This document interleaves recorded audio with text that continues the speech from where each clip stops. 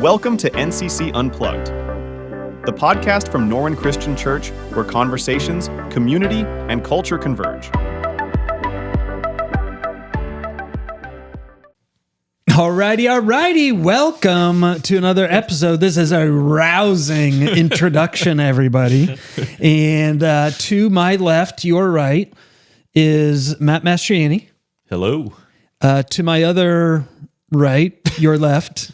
No, it's not my other. I only have one of them. I have one right. Is Garrett Crawford. Garrett's over there. Yeah. Yep, you're Garrett. And today we're going to talk a little bit about... Well, you didn't introduce yourself. Oh, and my name is Jeff Terpstra.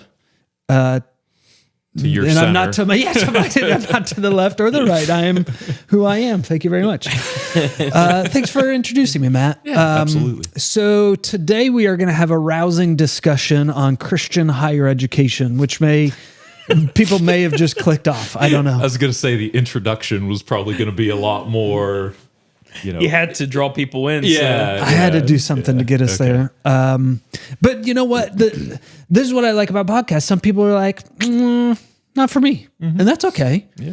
Others are like, what is Christian higher education? What does it have to do with church? What, so they maybe are still listening. Yeah. So and others are like, I've been waiting for this episode. Yeah. What took you so long? Yeah. So thank you, Here we are. 5 people.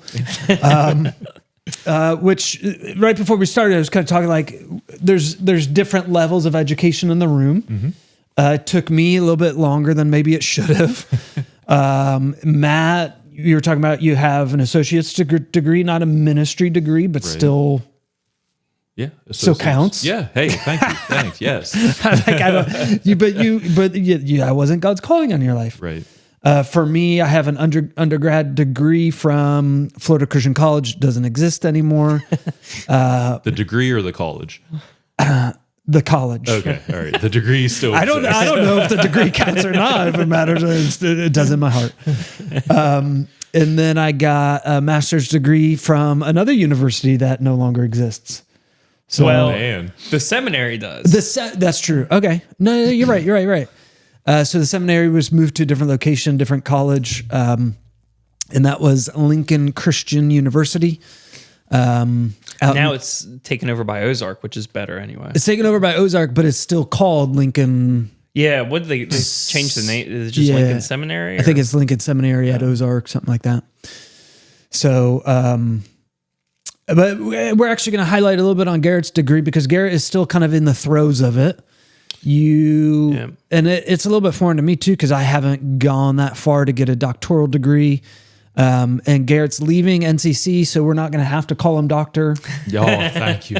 Which I was never looking That was forward going to to. be weird. Yeah. Go straight to his head. It wouldn't fit on his business card anyways, and on the church letterhead. So we weren't going to go there. But so Garrett, tell us a little bit. What is it like?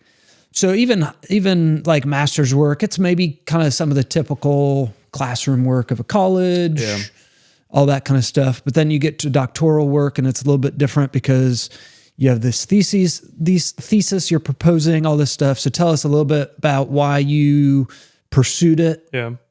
Well, fun fact, in America, Okay. in America, your doctoral work is a dissertation, not a thesis. Thesis. In Europe, your doctoral work's a thesis, and your master's work's a dissertation. I had no idea. So it's, That was fun. Yeah, there you go. That's your fun fact. You're one of the few people that would call that a fun fact. Yeah. So we are in America. So I'm what's called ABD, all but dissertation, in my doctoral work, my PhD work. Okay, so you're doing a dissertation. What is your dissertation on?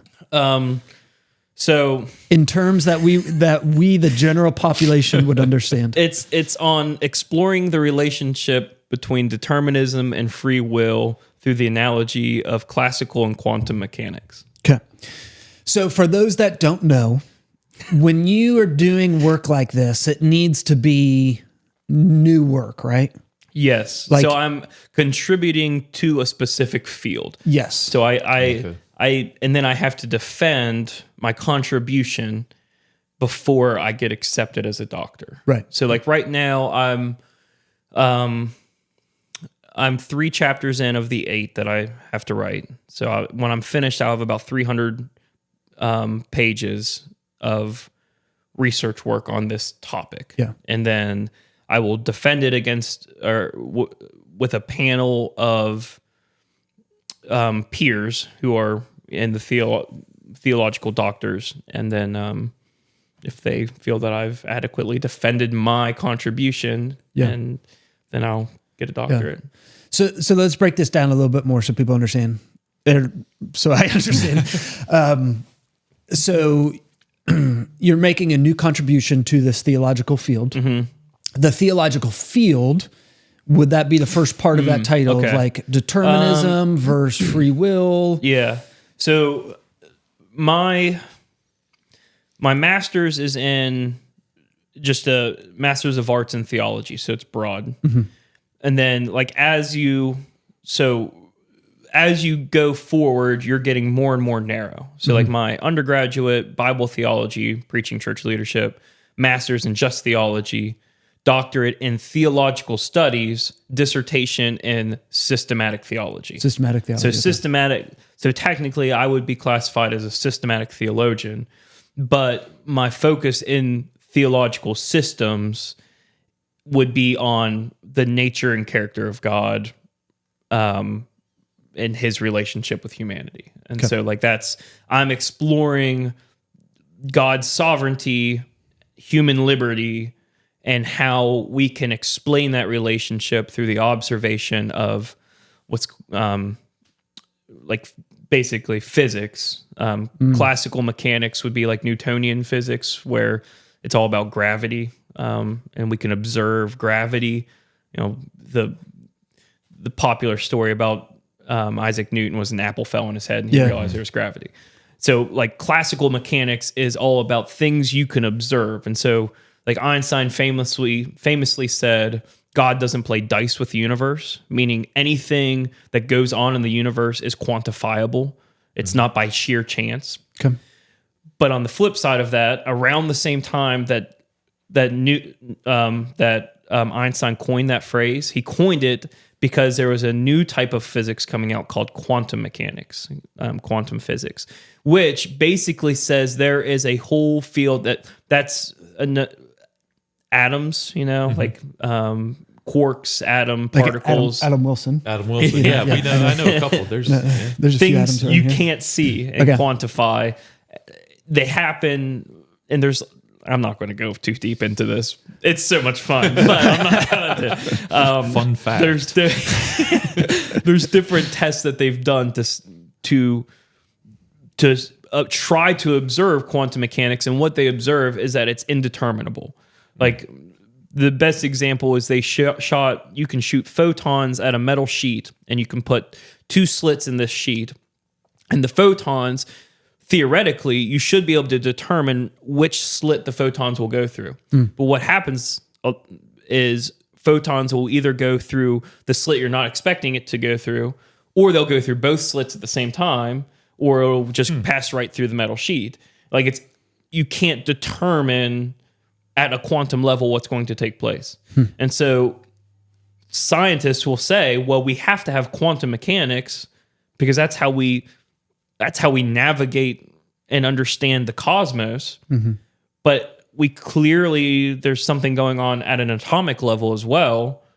And so both determinism and indeterminism exist. And I'm trying to use that analogy and that relationship to show how God determines all things, and he's sovereign over all things. He governs all things. And yet we also have a freedom of choice and will. I that last part Following I a little bit now? Yeah. So there's things we definitely understand, gravity. Yeah. There's things we think we understand, but we don't. Quantum mechanics, essentially. Yeah. You're like, I'm thinking like Ant-Man from the Marvel universe, going into the quantum realm and all of that. That is So it's more accurately inaccurate. Yes, I'll take it. I was going to say, is there a chance of that happening? Like, I don't know. I'm not a physicist. I'm just. So you're telling me there's a chance. I'm a philosopher of physics more than I am a physicist. Okay. so oh, sorry, go ahead. So bringing that into theology, that there's Yeah. things that are determined, right? God has his will. God has created the universe. He's created these systems, but yet there's an element of free will that he allows us to have as we live our lives. How do these things coexist? How do these things coexist? And then seeing that image play out even in nature with those two things. And I should That's clarify, interesting. like, systematic theology isn't about the systems that God makes. Systematic theology is about finding a starting point, and from that starting point, developing your theology. Gotcha. So, like, one of the most famous systematic theologians his name's Wayne Grudem, and his starting point is I'm excited because I have one book of his. probably I recognize the it. famous book, You're almost a doctor, Jeff. Probably. You're almost a doctor now, Jeff. So he's like taking away. probably one for like the average Christian. His book is very easy to read, and so a lot of people buy his book, Systematic Theology. I have a copy of it too, Which is why Jeff has it. but he starts with revelation, with not the book of Revelation, divine revelation, how God reveals Himself to creation. But not all systematic theologians start with revelation. Some start with Scripture. Some start with Christology. Some start with theology proper. My favorite systematic theologian, kind of the father, is Thomas Aquinas. He starts with theology proper. And so how you start determines the next step, which is what's called orienting questions. What question from your starting point do you have that leads you to your next question, to your next question, to your next question? Okay. And so each question leads to a conclusion, which leads to another question. So that's systematic theology. And my question is, my starting point is just theology proper. And my question is, can God's sovereignty coexist with human agency? And then I'm using this analogy to make my argument or to, study to determine what my conclusion is going to be. So what interests me, because like thinking these things, and even my experience in master level classes and with professors, like I always knew this was beyond me. It was like, I just wasn't made for this. My mind wasn't going there. I did a lot of classes remotely, and that's hard too. Is like learning Greek from your living room. You're like, this is so difficult. And maybe you guys hearing Garrett, it's like, this is just a different level. Like, it's beyond me. Like Garrett has previously talked about, like, you got to learn Latin, because you're researching all these books that haven't been translated. And so you need to learn Latin, and that's something that they look at and all these different things. But all of it boils down to some questions that everybody has asked. And you've gotten these questions, like questions of like, but if God knows everything, then why is He allowing this evil stuff to happen? Yeah. Or like, okay, but if God has something for me in my life, then am I really choosing it? Like, has everything been chosen for me already? So it's not this academic world that has no meaning for today on our lives. Like, but you're bringing it to that different level because we're trying to understand a God that's even beyond that. We're trying to rise to this understanding of a perfect mind and a perfect creator. And we'll never fully get there as humans, but that doesn't mean we don't try and strive for some of these things. And some of us will never get there, and that's fine.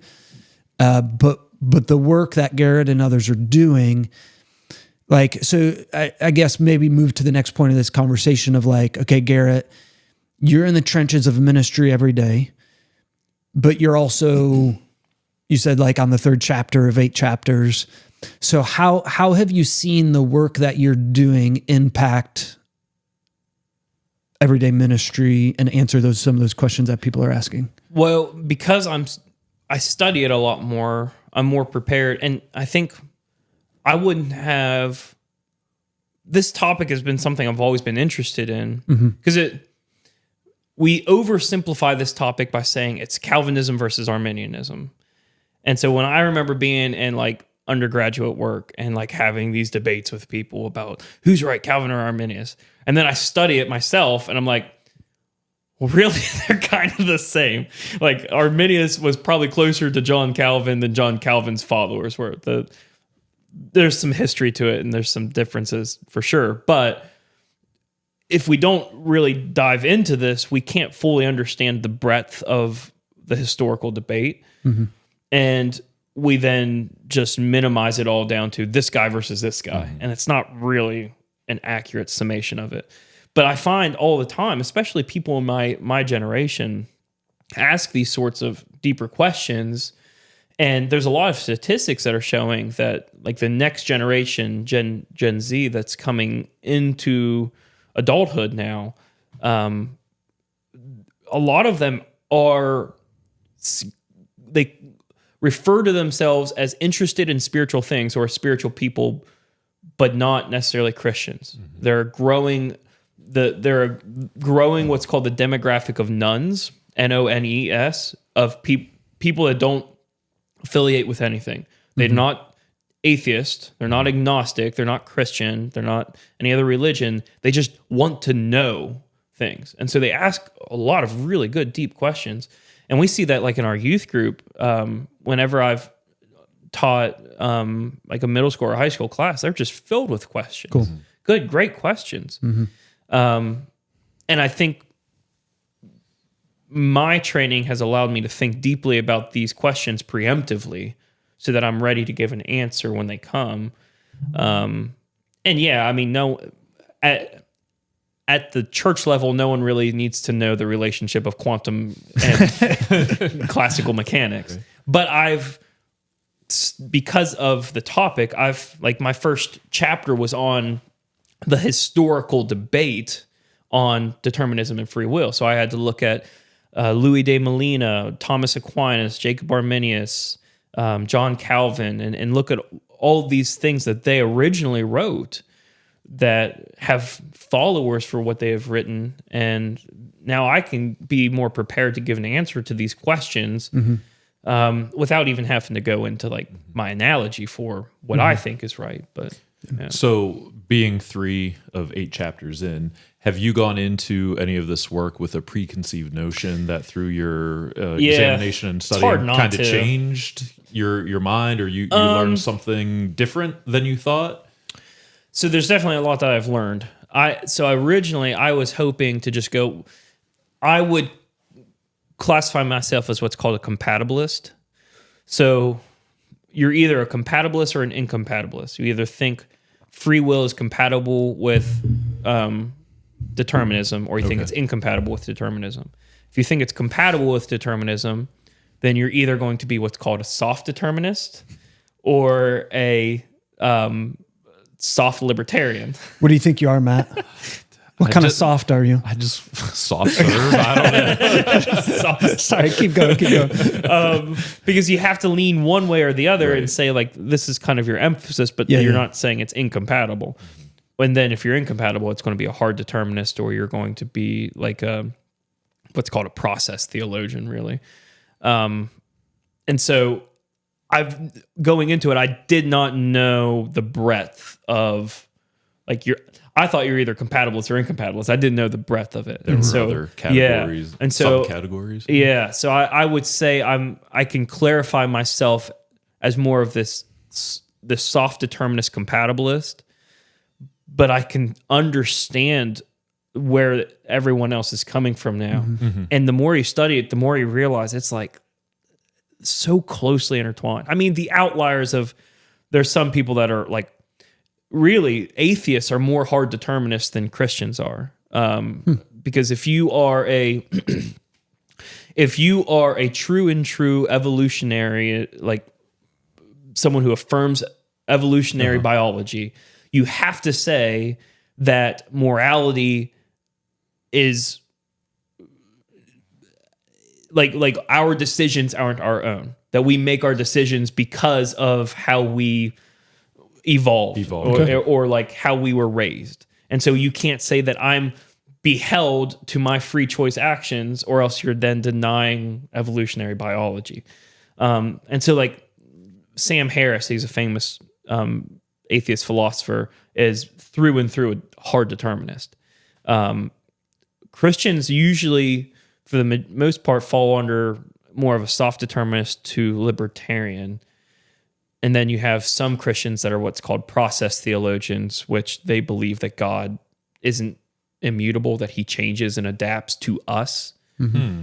So the best analogy I can give is like a chess game, or just a game in general. If you say, if I was to tell you, let's play a game, and you agree to it, and I say, you go first, you can't make a move until we've established, well, this is the game. I mean, you can't, we're all just doing random things. There's no game, there has to be parameters on it. And a process theologian would say that humans set the parameters of the game and God adapts to us.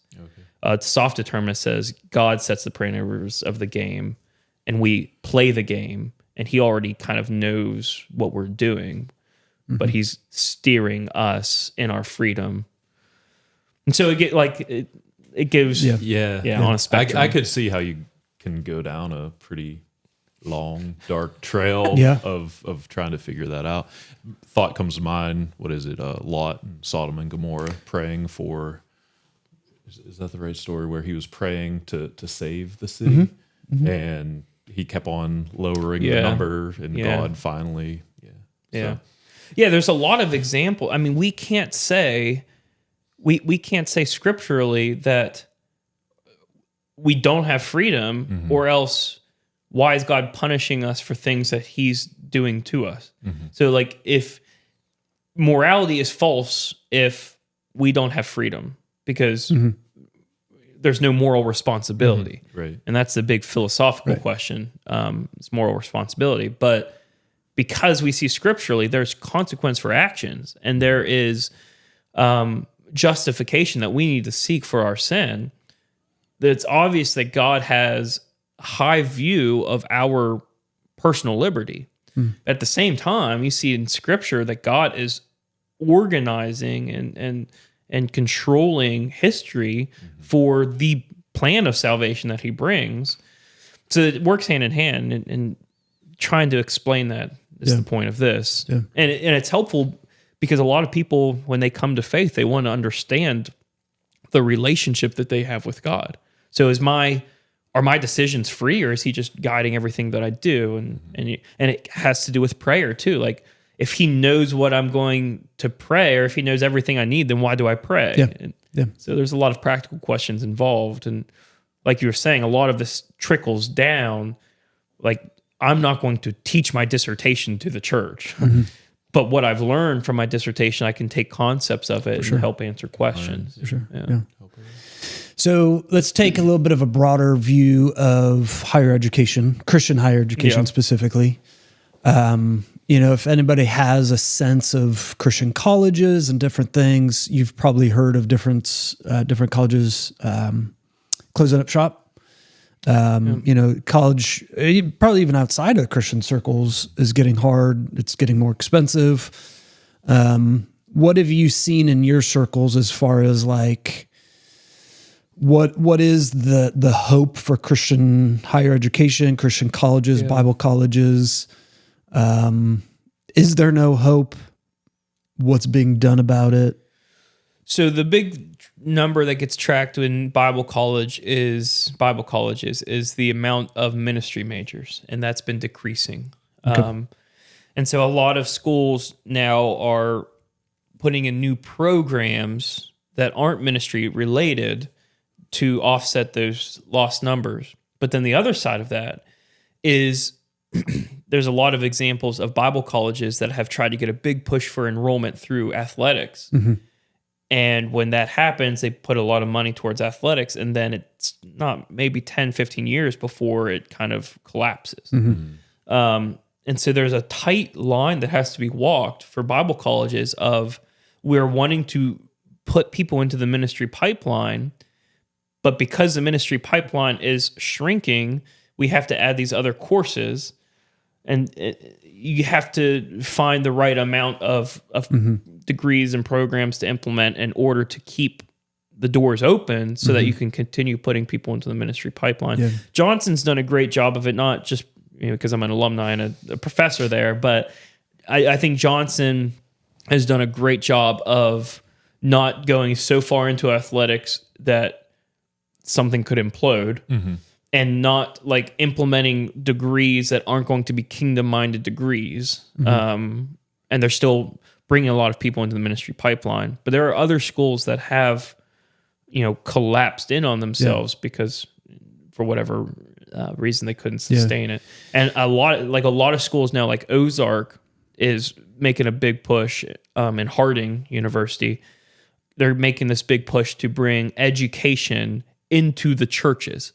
And so it's almost like satellite campuses that aren't satellite campuses. You're bringing training and education certificate programs, because a lot of churches are now, because there's not a lot of people going into the ministry pipeline, are hiring from within, so to speak, where they're training someone up and then putting them into a ministry role.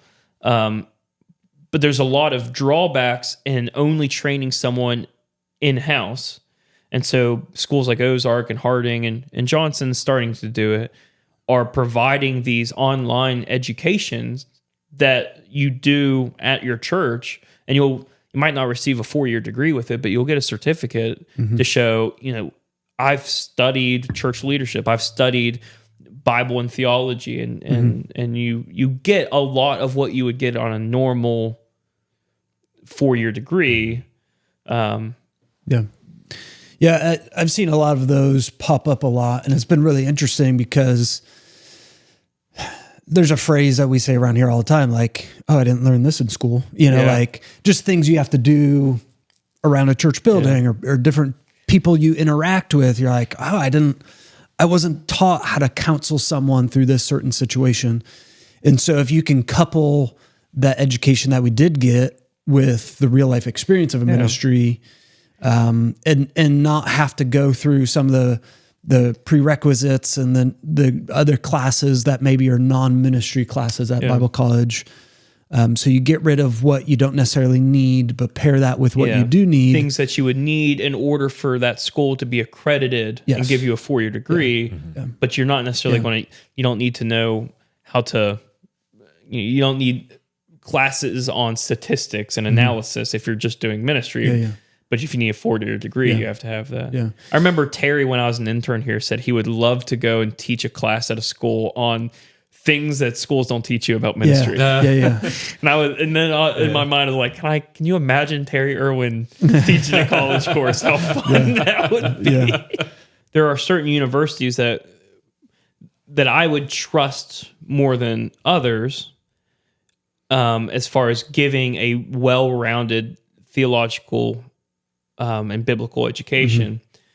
And university that I'd certainly trust more than getting your education from TikTok or from people that are giving, like, because there are a lot of good people that will give YouTube lessons and stuff like that. But it's hard to sift through what's good and what's bad unless you've been trained to do it.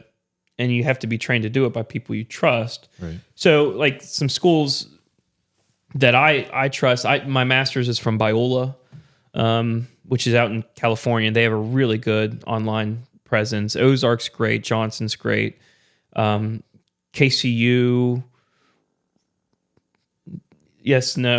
like they're getting, they dropped off for a little bit. Now they're getting stronger again. I feel like.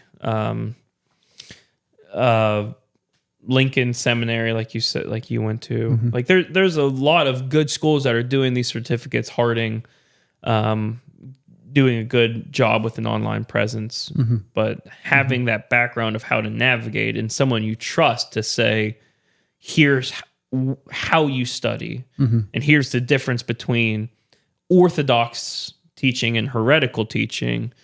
That's really important. Because there's a lot out there that's false. Yeah, it's unfortunate that even in the Christian world, people are doing a lot of these things just to make money. It's like, oh, if I could create a training program And they themselves aren't trained or have the right beliefs, but they're doing it because they find this empty space to sell a book or to sell an online training or to sell a certificate. And so that's why I like when you talk about trust, it's like, no, you got an accredited, vetted organization that's been around for years, that is doing it right, that has the technology. God has used technology throughout time to advance his gospel.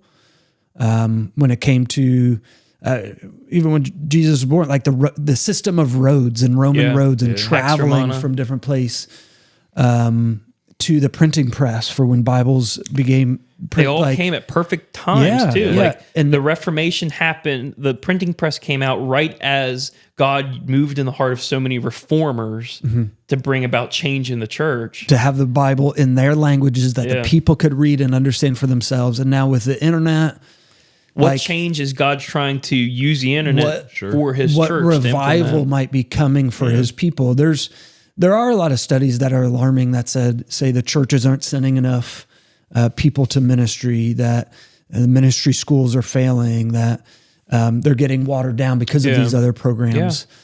Yeah. But maybe this is the change to, do something that I don't know. My initial thought is it's a perfect opportunity for churches to get back into discipleship style ministry education, where you're utilizing the educational resources of a trusted institution like Johnson or Ozark, but you're doing the in-house discipleship. And so you're walking through this ministerial biblical education for someone that they can then use it within your church or within their community. So you're discipling them personally and relationally and spiritually, but you're utilizing trusted professors and scholars to give a greater biblical basis. And so my hope is that this is an opportunity for education systems and churches to work hand in hand with one another, like Bible colleges and churches to work hand in hand more clearly. Yeah. Which, like, the university system can be slow to adapt to some of those things. And so maybe that's some of the changes that are going to be happening. The church can be slow to adapt to some of those things too. Well, that's true. That's very true. So I think finding some symbiosis there is going to be important. Well, it was a bit of a rousing conversation. I enjoyed it. We laughed. We learned.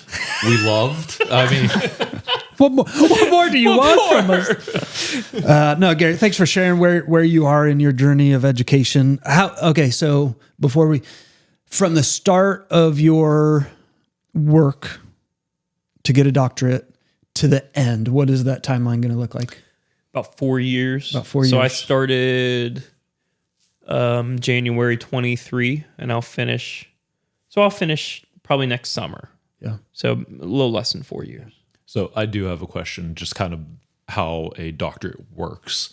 Are you building off of somebody else's, and then will somebody else build off of yours, or are they just standalone? It depends on. So I'm doing a PhD. You can do what's called a DMin, which is a doctorate of ministry.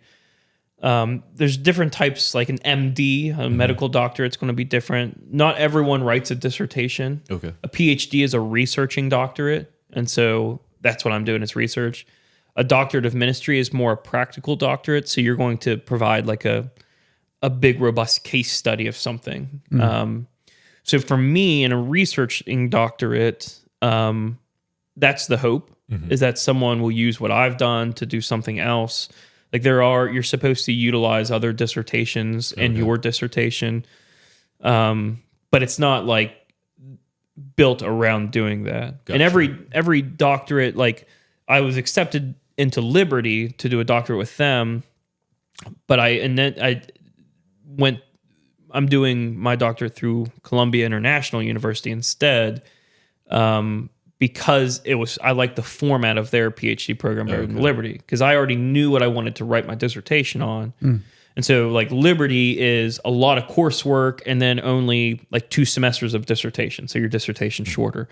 Columbia I had 3 semesters of coursework and then like 6 semesters of writing my dissertation. So it's all my coursework is built around, like I had to get my dissertation pre-approved before I got accepted into the program. Gotcha. So it's all built differently depending on the school. So at some point you could be cited in somebody else's That's work. the hope. Okay. If I'm not, then I didn't do a good job writing it. Well, I would think if they would accept it, yeah. I mean, it would be you good. have to write up, like for my program, I had to write up a initial like dissertation like proposal.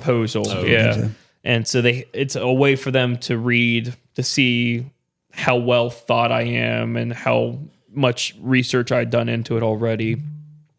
But then as you go, like there's a lot, when I look back at that proposal now, I'm like, man, that was a really bad proposal. That wasn't even accurate to what I'm doing now. Like it evolves over time. Right. The more you learn and the more you research, my titles changed like 4 times, and I've quit putting a title with it because I'm sure the final one will be different. So. As long as you keep quantum mechanics in there, it'll throw people off. Yeah.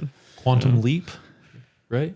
That was a TV show. You're showing your age a little bit, Matt. Well, they just came out with it again. So the idea behind Quantum Leap, and like that's where classical mechanics and quantum mechanics come together. You started them on something, Matt. Oh boy, just because the whole idea of we were wrapping it up. I just want to give you the whole idea of like, have you ever watched Interstellar, where you have like the wormholes and the black holes? Yeah. That's classical mechanics with gravity bridging with quantum mechanics of